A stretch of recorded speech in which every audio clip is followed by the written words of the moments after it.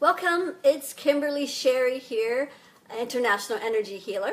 And today I wanted to talk to you about spirit guides and spirit entities.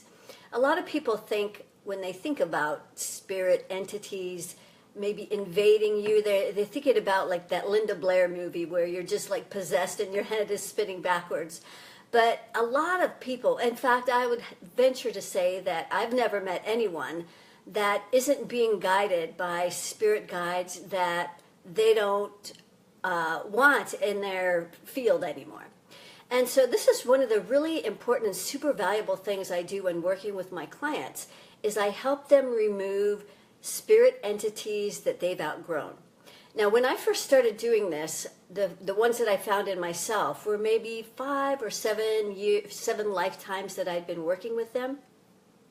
And little by little, they got older and older, the ones that I was releasing, until like just recently, I'm still releasing guides, ones that I've outgrown.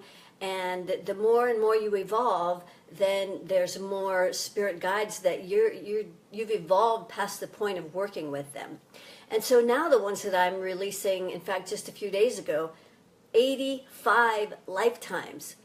So that's a lot of lifetimes, and most of these ones have to do with, a lot of root chakra stuff and survival. The planet is in massive survival mode right now, and so that's activating a lot of these spirit guides that are keeping us in this state of like worrying about stuff. And there's so many people that are just so anxious about what's going on out there. And if you've ever felt like you are leading someone else's life, or you just you don't quite feel like yourself, chances are you have a spirit guide that you've outgrown and you just don't have any way of releasing it. So that's one of my gifts.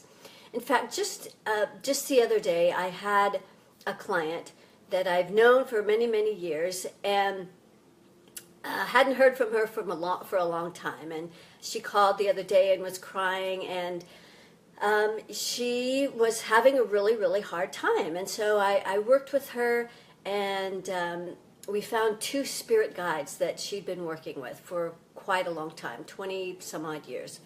And one of these was very, very angry. And so this is how this woman was behaving, in a very angry way, and she hated it, and she didn't know how to not be that way, and she was pushing all of her friends away, and she couldn't help herself. And then this other spirit guide, so the way that I find them is they come in through your crown, and then they often go all the way down to your root chakra, and then they spread out throughout all the chakras.